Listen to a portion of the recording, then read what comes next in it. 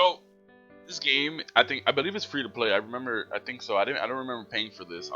This is the sad story of Emmeline Burns, and I've read a lot of reviews about this game, and they're very positive, and they're also saying that it's actually a really sad story, and I kind of like sad stories, so I want to play it. So let's start new game. Let's go.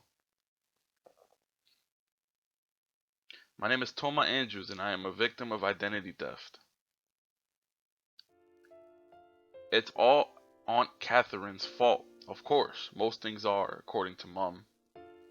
Stealing Mom's favorite dress when they were both schoolgirls was bad enough, but stealing the name of her first and only daughter? Now that's a load not many of us can sink to within our lifetimes. My name was supposed to be Amelia. Mom has always loved the name Amelia, though I don't know why. She wanted to call me Amelia if I was a girl, and Thomas if I was a boy, after her father. And then Aunt Catherine ruined everything. Aunt Catherine fell pregnant with her first child around the same time my mom found out she was going to have me. Their due dates were also very similar, only a few weeks apart. Though Mom and Aunt Catherine have never particularly been close. They spent more time together during their twin pregnancies than they had done over the last decade. They attended the same hospital for their checkups and went to the same support group at the Civic Center, and their rocky relationship improved over complaints about bladder infection, morning sickness, and uncontrollable cravings for anchovies, Mom, or smoked cheese for Aunt Catherine. And then oh my god. And then Aunt Catherine stole my name.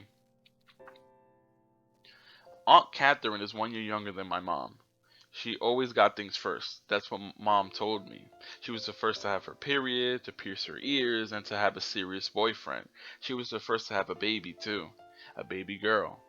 A girl called Amelia. Mom didn't know what to do. Having her dream name stolen away from her so suddenly, she had half a mind to confront Aunt Catherine about it, but didn't in the end. She'd only just begun to repair her relationship with her sister, and she didn't want to ruin it. But she was still annoyed. She still is. Mom could have called me Amelia anyway, but the name didn't feel special to her anymore, now when Aunt Catherine had used it. In the end, after much deliberation, Mom decided to go with her second option, Thomas. Since I was a girl, however, Thomas was out of the question. Was there a female variant of Thomas then? Thomasina? Thomasandria? Thomasetta? Maybe not.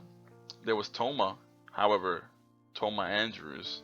That's how I got my name.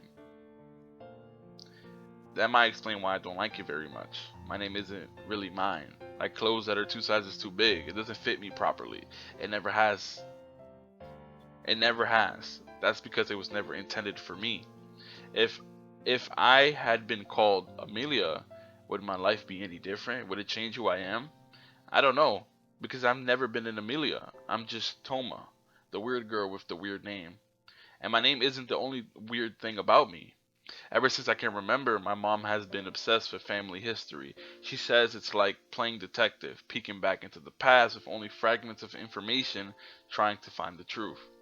Mom took me to the library with her when I was small so she could keep a watchful eye over me, over my little blonde head while she delved into the annals of our family's long lost history. There, she would spend hours and hours searching through the online databases and old archives on the hunt for articles about the Spencers or the Kendalls or the Lintons or the Becketts or the Bradfords. Fortunately, our family used to be pretty rich back in the day. Mom says it's a lot easier to research your family tree if you come from a wealthy background. There are more records kept on the comings and goings of the rich, as opposed to street beggars and paupers. That's probably because of the money. As soon as money is involved, people will pay attention to you. It was like that back in the 1700s, and it's exactly the same now. I remember that the floor of the library was hard, covered in dark green carpet that was uncomfortable and scratchy, and the walls were a dull gray like the concrete blocks in the multi-story car park. Though Mom got me a library card. I always got bored within the first half hour or so. There are only so many times you can reread volumes of Goosebumps. Ain't that the truth? Oh my god. Despite these inconveniences, however, I still found the stories Mom would tell me about my long dead relatives interesting. The stories sounded like they came from the pages of a book, not real life, not history. My history. There were stories about my grandfather, Zachary Kendall, who used to be a priest but was fired from his post after he physically assaulted a member of his congregation while drunk on Christmas Day. He's a fucking badass, 100%. There were stories about my great grandmother, Maribel Spencer, who ran away from home at the age of 15 to marry her middle aged piano teacher, Roger Beckett. That's weird. There were stories about my great aunt, Rose Bradford, who is rumored to be a witch and claims she could cure any ache or illness with a sprig of holly. I don't know why, but these stories my mom told me of unknown people from unfamiliar times always resonated with me. Maybe it was because they weren't fictional characters or celebrities, but real people. My family. Part of me. I wouldn't be alive right now without Zachary Kendall, even if he did beat up a member of his congregation. And I wouldn't be alive without Maribel Spencer, even if she did have a thing for older men who could play a semi-decent Fur Elise. In a way, I owe them. I owe them a lot. I suppose what they say is true. Blood is really thicker than water. And speaking of blood, the local library wasn't the only place my mom's investigations led her. Oh no, that was just the tip of the iceberg. She used to take me to cemeteries a lot. Not just the cemetery in here, Barrowby All Saints, but cemeteries all across Lincolnshire. Lincolnshire? Yeah. And sometimes even further afield to Yorkshire or Le- Leicestershire. I don't know what the fuck that is, but alright. The thing about family history is, if you get obsessed with it like mom, birth certificates and death certificates stop being enough. You want to see real evidence of your ancestors' past lives for yourself. Hence the graveyards. Lots and lots of graveyards. Every weekend, without fail, my mom would take me on a trip to a graveyard, searching for ancestors. Sometimes we'd turn it into a game. We'd challenge one another to see who could find Rose Bradford's final resting place the quickest. The winner got to choose what we listened to in the car on the way home. Being my mom's daughter, I hated her taste in music, and I was desperate to beat her. I got quite good at finding graves, if I do say so myself. Even though I was around 7 or 8, my legs weren't as long as my mom's, I was able to beat her 9 times out of 10. I used to think she was going easy on me. Now, I'm not sure. I just have a talent. I'm good at finding dead people, even if they had been dead for 2 centuries and all that's left behind are bones. Now, let me just get one thing straight. I'm not crazy. I don't think dead people call out to me or anything. I've never seen a ghost before, excluding the ones in horror movies. I guess it's just a coincidence. But it's quite a strange coincidence. Whenever I went into a graveyard with my mom, I just knew where to look. Almost instinctively, my feet just happened to lead me to a tombstone, and via some strange skill I might have inherited from Rose Bradford, the self-proclaimed psychic, I was usually right. That might be why I'm so obsessed with cemeteries even now. Just like some people prefer hot weather, others cold, I like graveyards. They remind me of my childhood, of fun times spent with my mom searching for my relatives. When I went out looking for graves with my mom, I was always right. I was almost always right. Ever since I started attending St. Hugh's College, however, I've only felt wrong. Though I get good grades in most of my classes, I'm helplessly lost when it comes to anything beyond that. I have hardly any friends other than Hattie, and even she might turn against me if she knew how I felt about her. I'm nothing like Amelia Miller, who just so happens to be in the same form as me. She's always surrounded by people. They all love her. Would they love me if I'd been called Amelia instead? I don't know. But I do know, even though it's unfair and ridiculous and I don't dislike Amelia and I'm still jealous of her, her parents are still together and her dad has a good job and she has nice skin and pretty blue eyes and she's incredibly popular. I, on the other hand, am awkward and shy and I can't hold a conversation with anybody other than Hattie. That might be another reason why I like graveyards. There are a lot of people in them, but they can't bother me like they do in school. They're dead and that's perfectly fine by me. As the saying goes, dead men tell no tales. They only leave tales behind, which we can examine as we see fit. That's why I came to Barby All Saints this Friday. Instead of catching the bus to go to school, I just wanted some time off, a few moments where I can stop being myself, a person I never liked. That's pretty sad. If only I had been born as an Amelia, then my life would be so much better. That's pretty fucking sad, actually. That's fucked up. I would be so much better.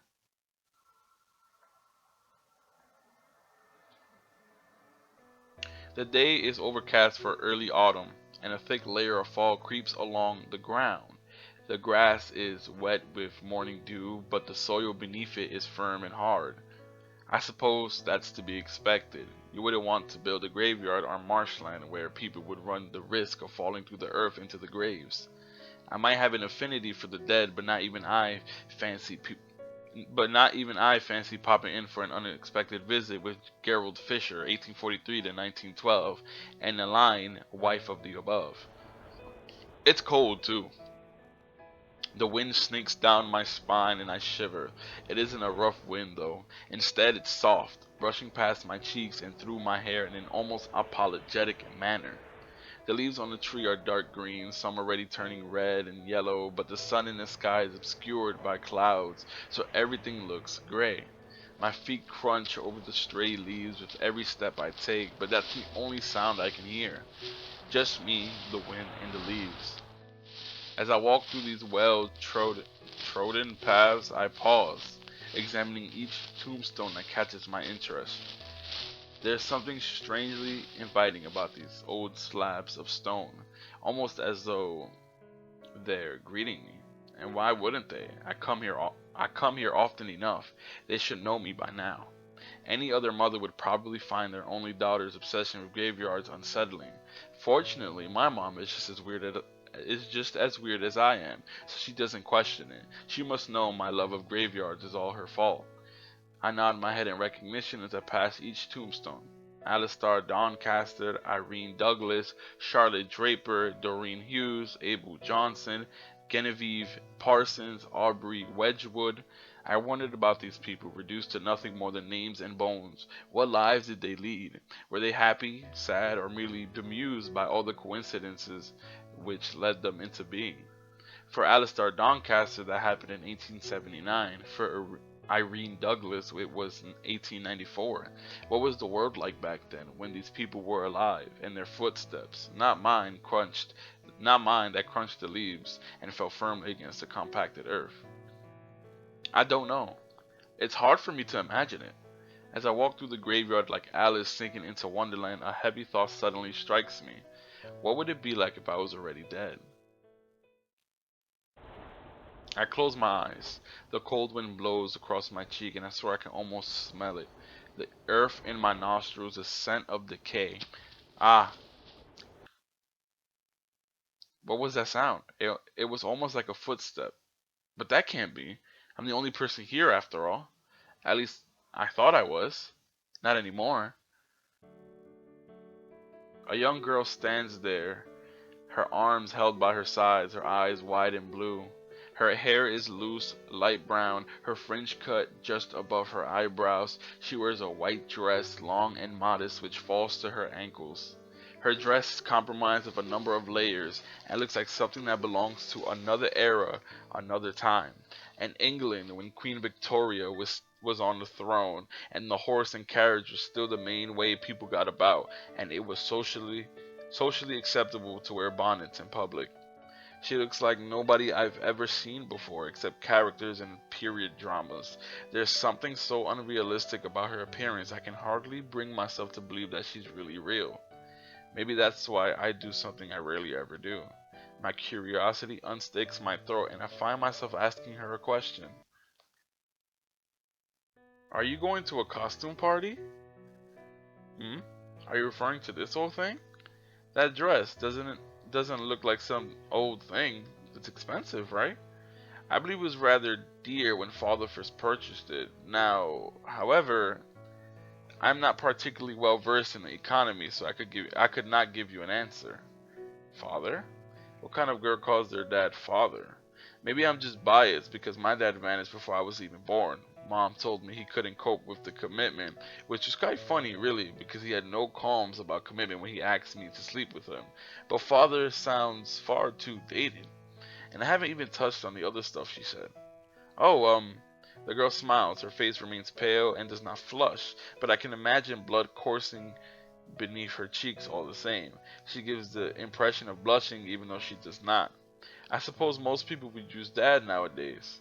Forgive me, I am not familiar with such a phrase, and it sounds quite peculiar to me. And the plot thickens.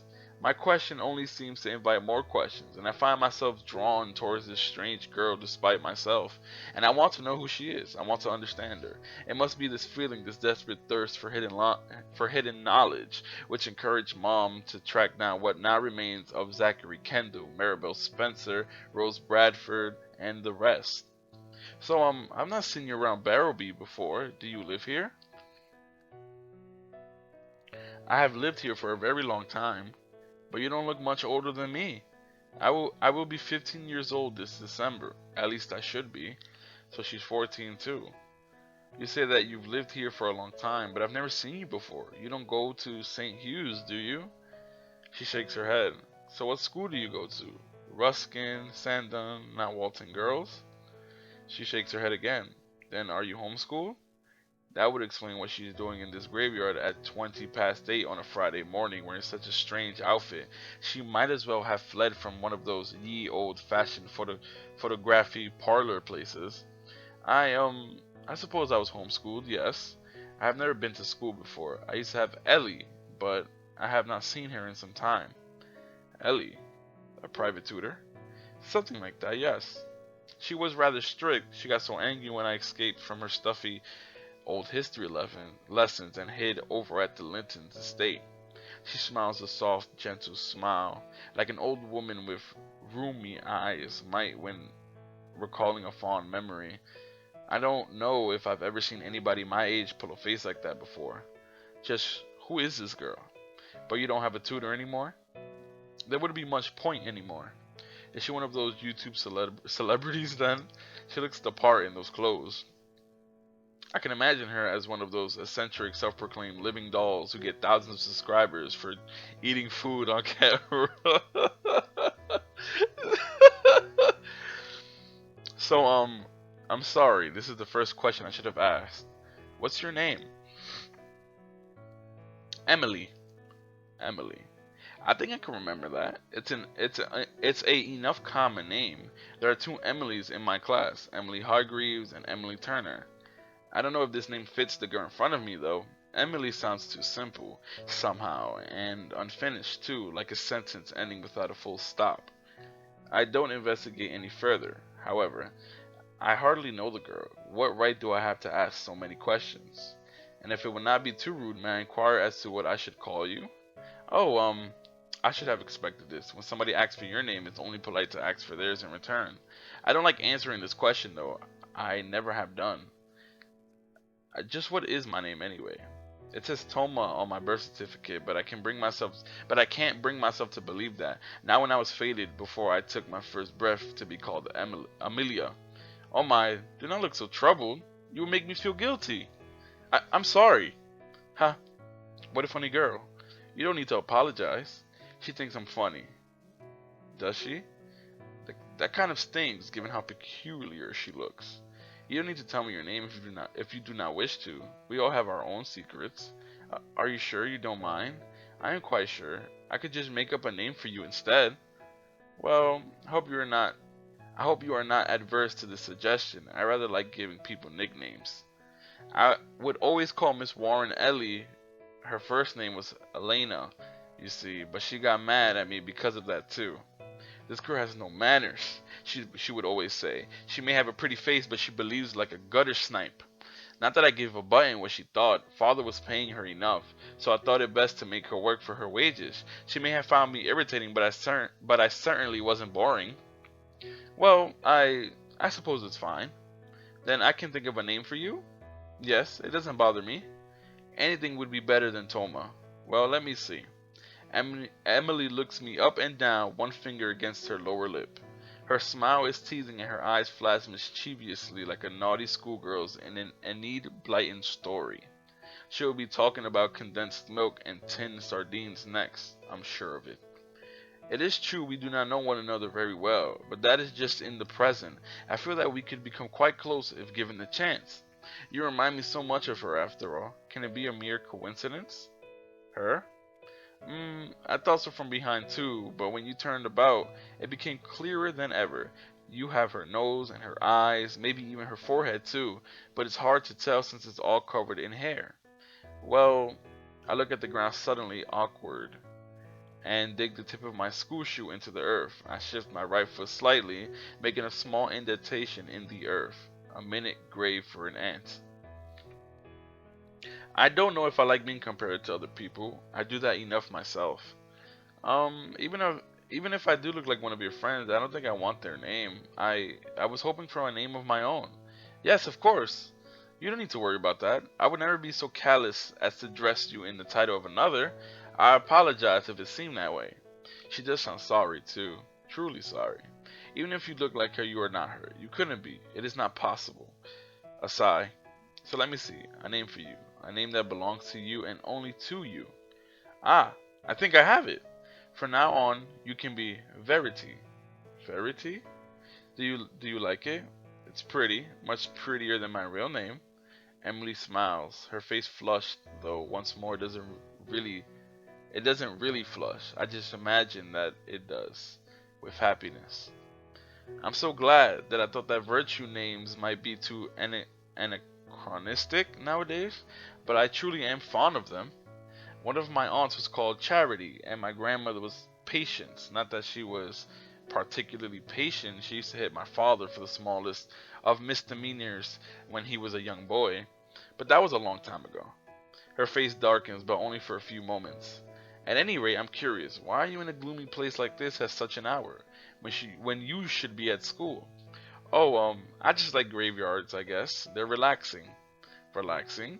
That is quite that is a quite oh my that is quite the strange thing to say. My God, why do you think that? I I'm not sure. I just like them. They're nice and quiet, and people don't come here much. When they do, they're quiet too. It's the respectful thing to do. Apart from the local boys who tramp about here drunk on Friday nights and piss on the graves and scrawl rude words on them, I glance at a nearby grave that of an Elijah or Elisha Pharaoh. Somebody has scrawled across the top of it in black marker pen, God is dead.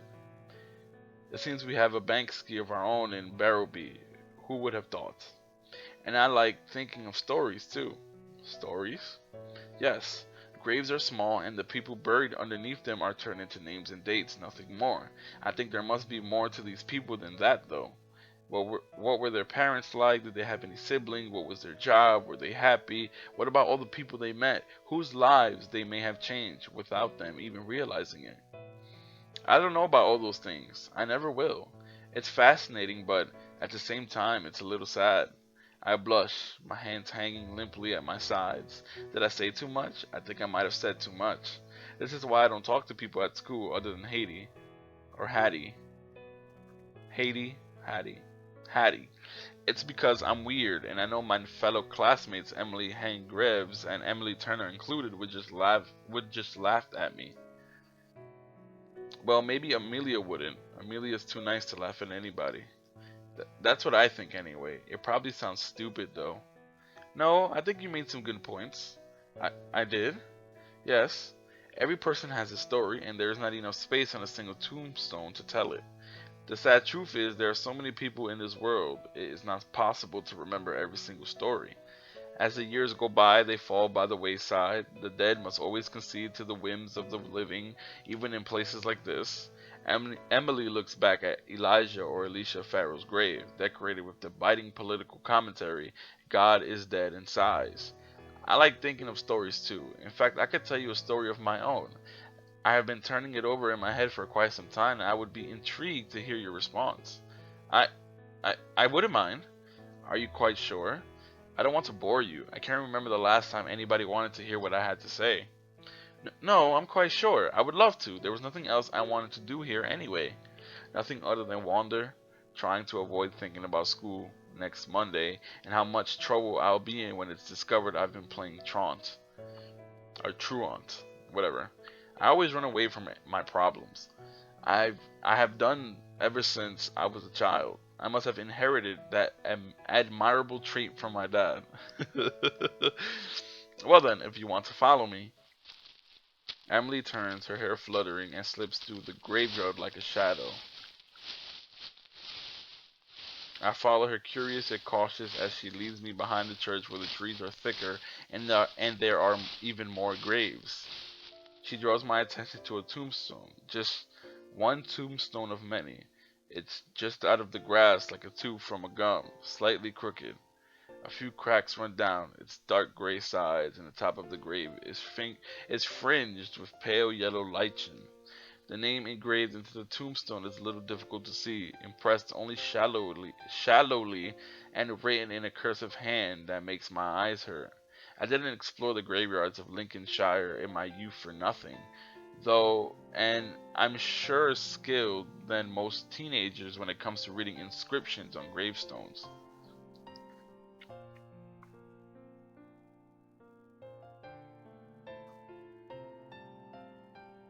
Oh, I should have read that. Fuck. I shift suddenly I shift, suddenly uncomfortable. Graveyards don't usually make me uncomfortable, but there's something about this tombstone that strikes me a discordant note within me. Something here just isn't right. They all died on the same year. They did indeed, and all on the same day too. I turn away from the grave, the final remnant of the unfortunate Burns family, and bit my lower lip. When I next speak, my voice is barely a whisper, even quieter than the wind. How did you know that? How do you know that? It's just a story. I already told you that. I I suppose so, but when Emily said it, it didn't sound like a story. She sounded deadly serious. She looked serious, too. Her eyes are narrowed, her lips pursed, her face stark white as though carved from stone. The fog swirls about us like a veil. It's even thicker than it was earlier this morning. I can taste the fog at the back of my throat when I inhale and I cough. It tastes cold, rank, and repulsive. The taste of death. Just who is Emily anyway? She doesn't look like any girl I know. She doesn't act like any girl I know. I'm almost tempted to believe, but that would be ridiculous, wouldn't it? So should I tell you my story? I must warn you though, it is rather dour. Then again, given our setting, what other kind of story could it be? You should already know how it ends. You know, this game is really interesting. We're gonna stop here because that was interesting, and we'll pick back up next time with what's gonna happen and the story Emily has to tell us, and obviously the story is about Emmeline Burns. So we'll pick back up next time with that. Peace, really peace, because this was interesting. I really got to really think about this. What I've